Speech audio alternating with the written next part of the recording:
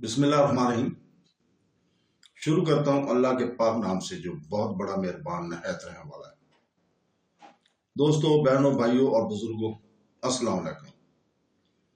آج ہم سلطان صلاح الدین ایوبی کی 41ویں قسط میں آپ کو خوش آمدید کہتے ہیں، اور اس قسط میں ہم بیان کریں گے کہ صلیبیوں کی یارانہ فطرت اور اس کی چالیں۔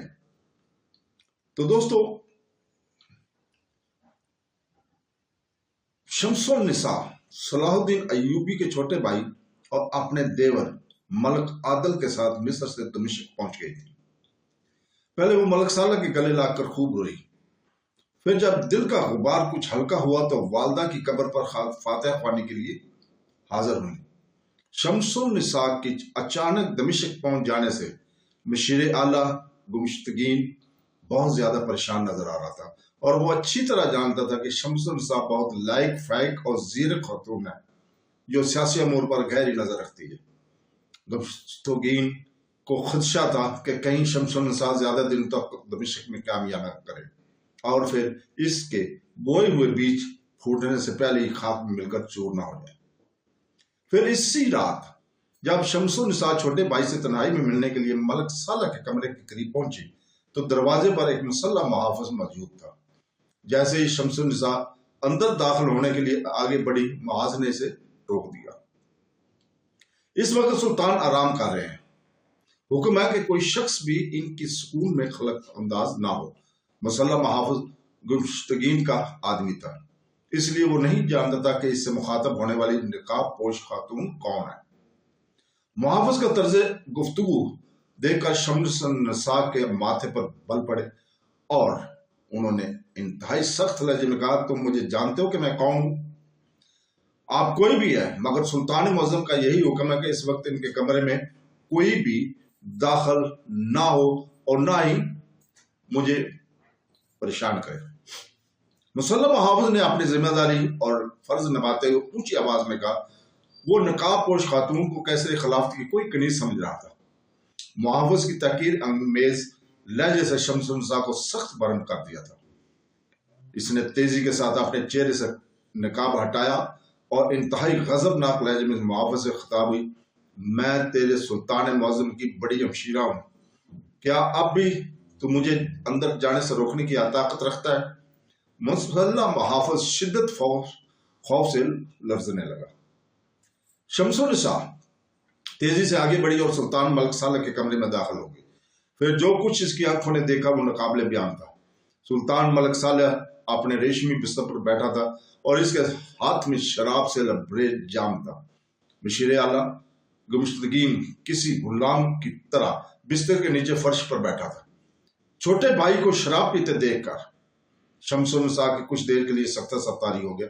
گمشتگین بد حواسی کے عالم میں فرش سے اٹھ کر کھڑا ہو گیا اور اس نے ادب کا مظاہرہ کرنے کے لیے دونوں ہاتھ باندھ لیے۔ سلطان ملک صالح نے بڑی بہن کو دیکھ کر کسی قسم کی گھبراہٹ یا پریشانی کا مظاہرہ نہیں کیا۔ دمشق کے نوم اور حکمران نے شمس النساء کے سامنے شراب کے پیالے کو منہ تو نہیں لگایا، مگر کسی قدر ناگوار لہجے میں کہا، آپ کو اس وقت یہاں نہیں آنا چاہیے تھا۔ شمس النساء نے بڑی حیرت زدہ نظروں سے چھوٹے بھائی کی طرف دیکھا اور انتہائی غمزدہ لہجے میں کہا، واقعی مجھے یہاں نہیں آنا چاہیے تھا۔ یہ کہہ کر شمس النساء نے گمشتگین کی طرف دیکھا جو مجرموں کی طرح سر جھکائے کھڑا تھا۔ گمشتگین تو وقت کے آئینے میں اپنا چہرہ دیکھ شمس النساء کی آنکھوں میں دنیا بھر کی نفرت سمٹ آئی تھی اور زبان سے ادا ہونے والے ایک ایک لفظ طنز کا زہر ٹپک رہا تھا۔ تو نے سلطان عادل کے نمک کا حق خراب کر دیا، خوب ادا کیا۔ اتنا کہہ کر شمس النساء تیزی کے ساتھ کمرے سے نکل گئی۔ اس کے جاتے ہی نمک حرام گمشتگین نے سلطان ملک صالح کے سامنے دونوں ہاتھ جوڑ دیے اور بڑی مکاری کے ساتھ اپنے جسم پر مصنوعی لرزہ طاری کرتے ہوئے کہا، خداوند نعمت، میں تو آپ کے رحم و کرم ہی کے سہارے زندہ ہوں اور اسی عنایت خاص کے ذریعے دمشق میں پہنچتا چاہتا ہوں۔ آپ نے شہزادی صاحبہ کی تیور دیکھ لیے، بندہ نواز، مجھے بتائیے کہ اب میں کیسے زندہ رہوں گا اور میرا ٹھکانہ کہاں ہوگا؟ آج تو گمشتگین نے खुशामद की इंतहा ही कर दी थी, और इसने अल्फाज के बीच खम के साथ सुल्तान मलिक सालह को खुदा हाफिज कहकर पुकारा था। सुल्तान मलिक सालह ने इत्मीनान के साथ शराब का एक घूंट लिया और बेनियाजाना लहजे में बोला, वो मेरी बड़ी बहन है, इसलिए इनका एहतराम मुझ पर लाजिम है, मगर जहां तक अमूर मुल्क का तअल्लुक है तो इसमें कोई मुदाखलत नहीं कर सकता। मैं इसकी मुल्क का मुतलक अनान हुक्मरान हूं। ये कहते कहते सुल्तान मलिक सालेह के चेहरे से गरूर शाही झलकने लगा था। वाली दमिश्क और शाम की बात सुनकर गुमशुदगीन ने सुकून का सांस लिया। इसका मंसूबा तकमील तक पहुंच गया था। नौमर सुल्तान इतनी जल्दी अपने रास्ते से भटक जाएगा, गुमशुदगीन ने सोचा भी ना था। अपनी पहली कामयाबी के बाद गद्दार मिल्लत दूसरे मंसूबे पर गौर करने लगा, जो बहुत ज्यादा खतरनाक था। इस वाक़े के बाद शम्सुन निसार अजियत और कुर्बरा की शिद्दत से रात भर न सो सके, और वो फजर की अजान के साथ ही बिस्तर से उठ खड़ी हुई, वजू किया और नमाज पढ़ने लगी। फिर इसने तवील सजदा किया और इतना रोई कि मुसल्ला इसके आंसू से तर हो गया। शम्सुन निसा के वहम गुमान भी नहीं था कि मलिक सालेह इतनी जल्दी तबाही के रास्ते पर चल पड़ेगा और सुल्तान आदिल की अजीम शान सुल्तनत इतनी तेजी के साथ सियासी तूफान की जद में आ जाएगी। इससे पहले कि सुल्तान मलिक सालेह दरबार जाता, शम्सुन निसा ने तन्हाई में तमाम मोहब्बत के तौर पर छोटे भाई से खुलकर गुफ्तगू की। तुम इस नेक सीरत बाप के बेटे हो जिसके किरदार के दुश्मन कस्में खाते थे।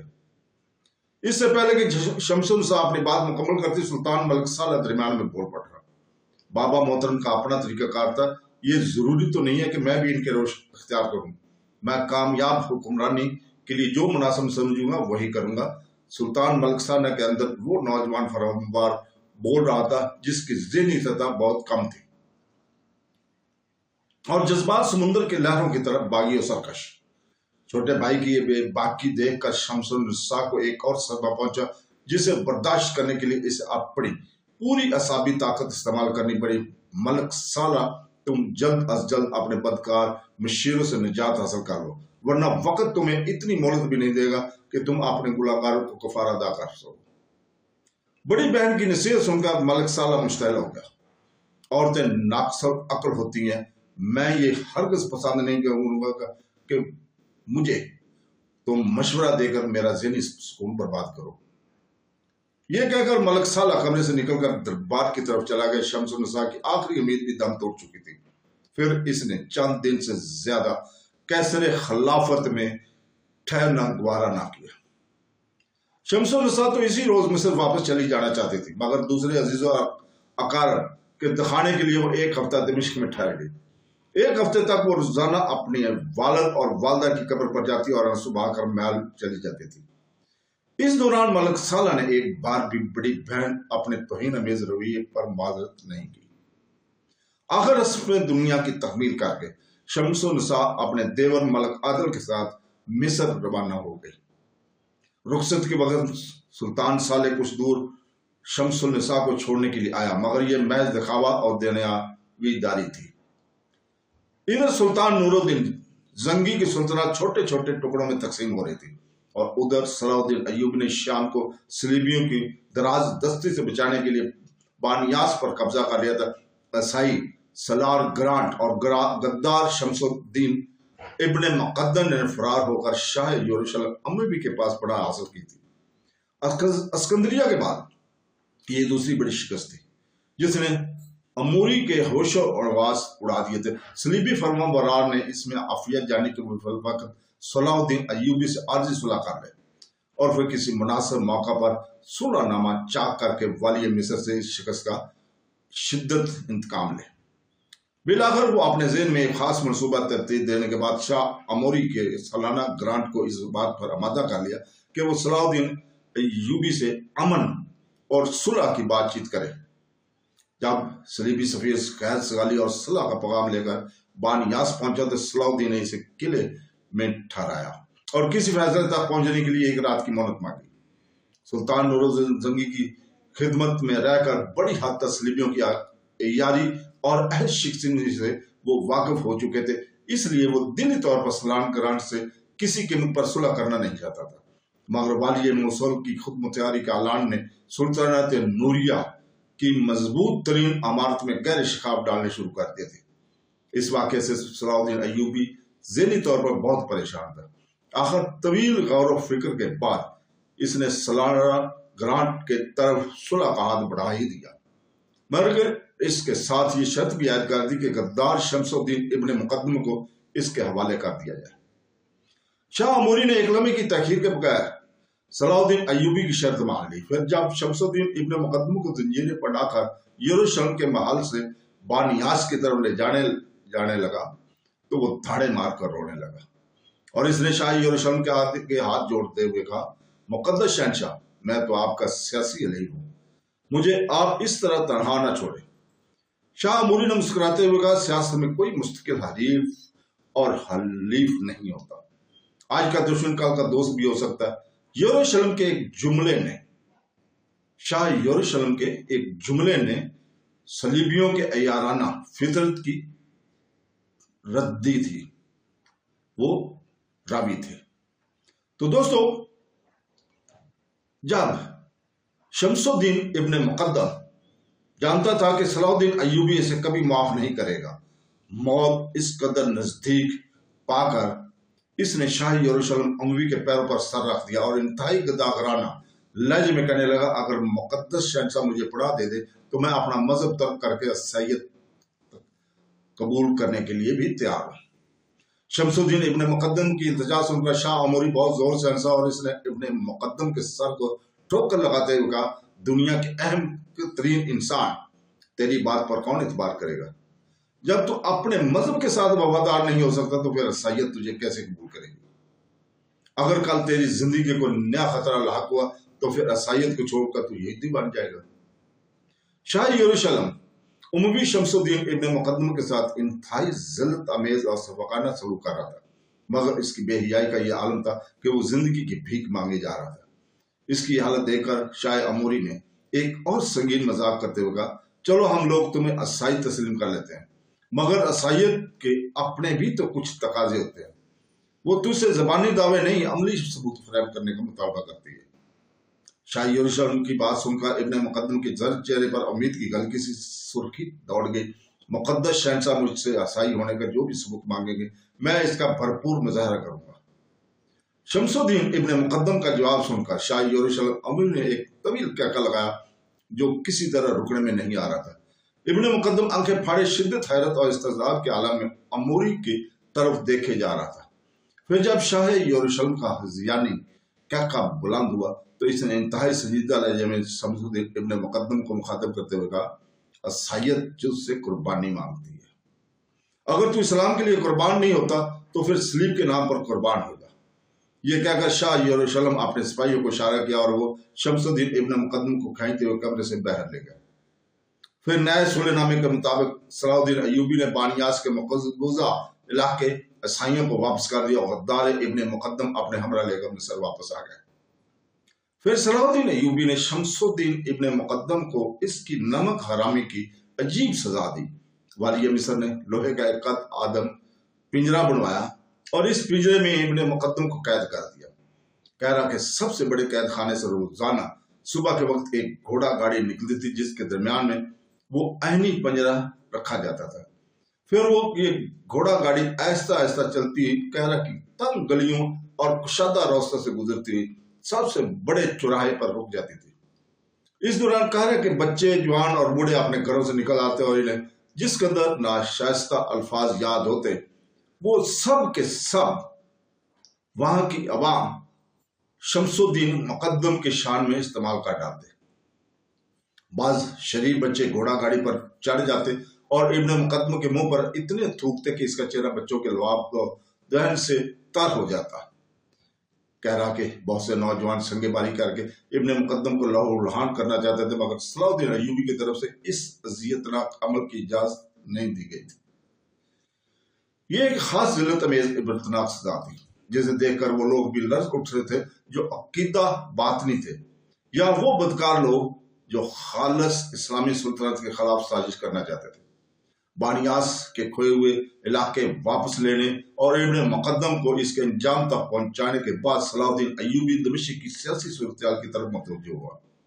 फिर जब शमसुल निसा ने गुमशुदगीन की मज़लूम इरादे और अपने छोटे भाई के बिगड़ जाने के वाक़यात शोर को सुनाया तो अजियत और कुर्बत की शिद्दत से सलाहुद्दीन अय्यूबी का चेहरा धुआं हो गया।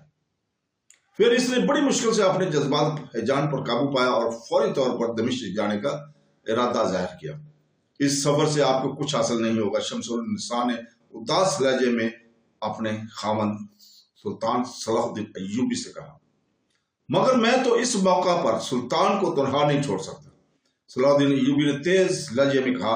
अब उदासी की जगह इसके चेहरे से नया अज़म और जोश छलकने लगा था। आपकी मोहब्बत और फर्जशनाई अपनी जगह, मगर सलाह हमारी मुदाखल को पसंद नहीं करता। शमसुल निसा का लहजा बदस्तूर उदास था। जब वो अपनी बहन ही की जुबान नहीं समझता तो फिर वो किसी दूसरे की क्या खातिर में लाएगा। सलाहुद्दीन अय्यूबी ने बहुत देर तक अपनी रफीका हयात को कायल करने की कोशिश की, मगर शमसुल निसा ने साफ साफ कह दिया, दमिश्क जाने में आपकी जान को भी खतरा है। बीवी की बात सुनकर सलाहुद्दीन अय्यूबी मुस्कुराने लगा। जो मुजाहिद की अपनी जान ही कब होती है, वो तो अपनी सांसें अल्लाह के हाथ फरोख्त कर चुका होता है। अब इसकी मौत मैदान जंग में वाक़या हो या बिस्तर अलालत पर, मेरे लिए कोई सलीबी इलाका या दमिश्क दोनों बराबर है। दोनों बराबर नहीं हो सकते। शमसुल निसा ने मोतबाना लहजे में शोहर की पेश करता दलील को मुस्तरद करते हुए कहा, सलीबी हमारे खुले दुश्मन है। हमें इनसे हर वक्त बदतरीन सलूक की तवक्को रखनी चाहिए, मगर वो दुश्मन जो बज़ाहिर दोस्ती की कबाब पहनते हुए है, बहुत दोनों में फर्क नजर आता है। बहरहाल मैं इस फजा में आपको दमिश्क जाने नहीं दूंगी। बीवी का इसरार और सियासी सूरत का तकाजा सलाहुद्दीन अय्यूबी ने फिलहाल दमिश्क जाने का इरादा तर्क कर दिया, मगर वो अपनी जगह खामोश नहीं बैठना चाहता था और ना ही वो बैठा। इसने फौरी तौर पर सुल्तान नूरुद्दीन जंगी के हकीकी भतीजे वाली मौसल सफुद्दीन के नाम एक पुरस्कार खत लिखा। बरादरम मोहतरम, शायद आपको अंदाजा नहीं कि मैं सुल्तान आदल से कितनी किदत रखता हूँ। आपका तो सुल्तान मरहूम और मगफूर से खून का रिश्ता है। मैं तो इस घोड़े का भी एहतराम करता हूँ जिस पर कभी मेरे आका सवार हुआ करते थे या चंद लोगों के लिए इनकी पुश्त पर अपना दस्ते मुबारक रखा करते थे। इस वजाहत के बाद मेरी दरख्वास्त है कि आप सुल्तानत नूरिया को तकसीम होने से बचा लें। मैं इस हकीकत से बाखबर हूँ कि सुल्तान आदल ने अपनी खुशी से आपको मौसूल की हुकूमत अता की थी। आपकी मेरास है बिलफर्ज। सुल्तानत मौसल आपकी जगीर भी नहीं होती, तो मैं हर हाल में इसे अपनी ही रकम समझता, क्योंकि इस सुल्तान आदल का फैसला था। खुदा वो वक्त ना लाए कि कोई दूसरा आपके मेरास पर बुरी नजर डाले। अगर ऐसा हुआ तो मैं अपने सारे फौजी वसाइल के साथ मौसल का इत्तेफाक रखूंगा, लेकिन मुझे एक शिकायत है कि आपने दियारे जजीरा पर कब्जा करके एक नहायत बुरी रस्म की बुनियाद डाली है। मेरी इल्तिजा कि आप फौरी तौर पर दियारे जजीरा सुल्तान मलिक सालह को वापस कर दे और इनसे अपने जज्बाती अमल पर मुआवजत कर लें। इसके साथ ही मैं जनाब वाला की खिदमत में एक तजवीज़ पेश करता हूँ कि तमाम इस्लामी रियासतों के सरबराह सरकार दो आलम सल्लल्लाहु अलैहि वसल्लम के रोज़े अतर में हाज़िर हूँ और कसम खाए कि आपस में मुत्तहिद रहेंगे और तमाम अहले ईमान मिलकर इस्लाम के सबसे बड़े दुश्मन सलीबियों का मुकाबला करेंगे, यहाँ तक कि इन्हें बैतुल मुक़द्दस से निकाल फेंके।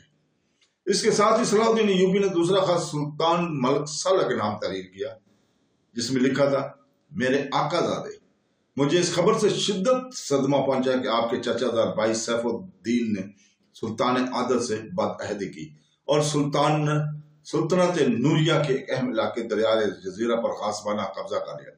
अगर इसकी बदनीयती का यही आलम रहा तो इसके होश इक़्तिदार से आपके दूसरे इलाकों पर भी महफूज नहीं रहेंगे।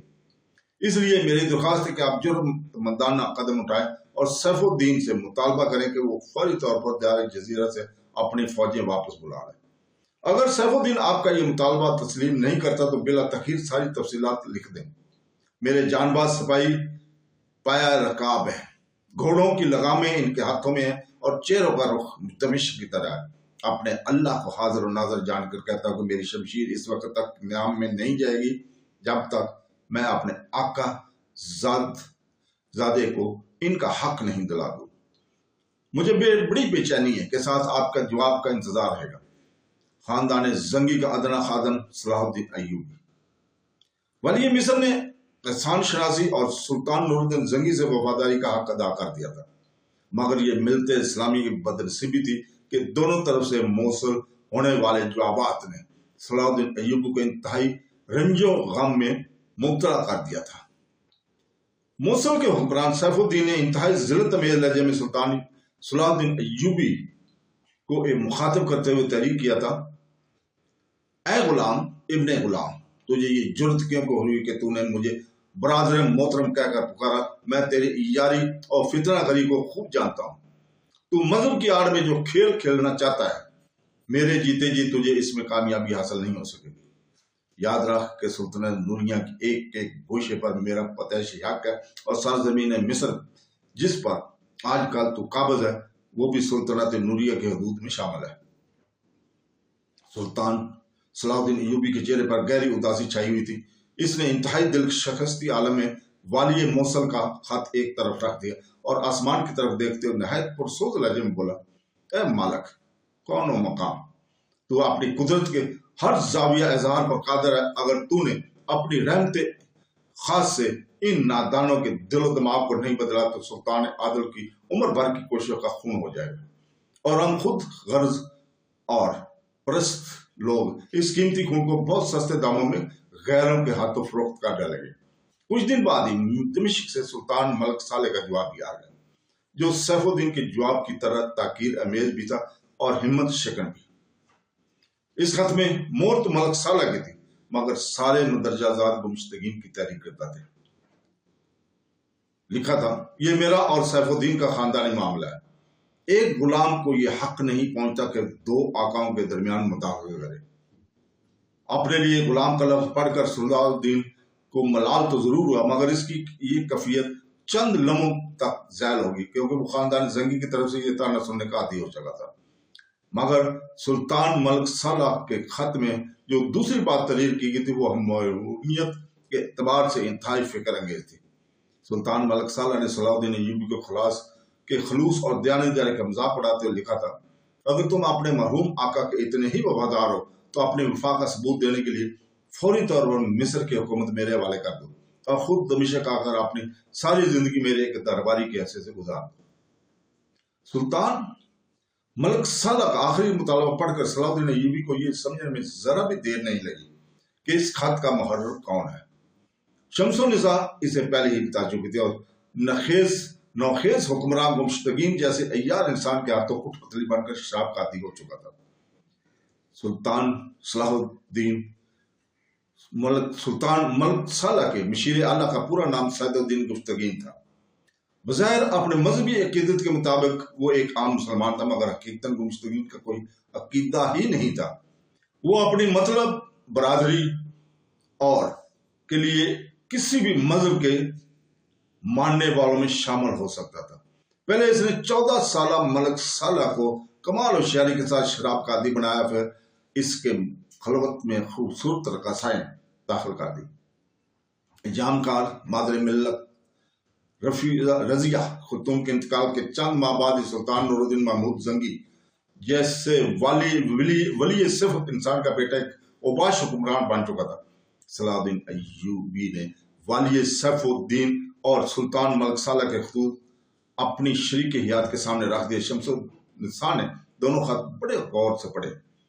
بڑی عجیب اور تکلیف دہ صورتحال تھی۔ ایک خط اس کے اپنے حقیقی چھوٹے بھائی کا تھا اور دوسرا اس کے سگے چچا زاد بھائی کا، اور دونوں خط تقریباً ایک ہی انداز میں اس کے شوہر کے نام تحریر کیے گئے تھے۔ میں نے پہلے ہی آپ کو اس صورتحال سے آگاہ کر دیا تھا کہ معاملات ہماری گرفت سے نکل چکے ہیں۔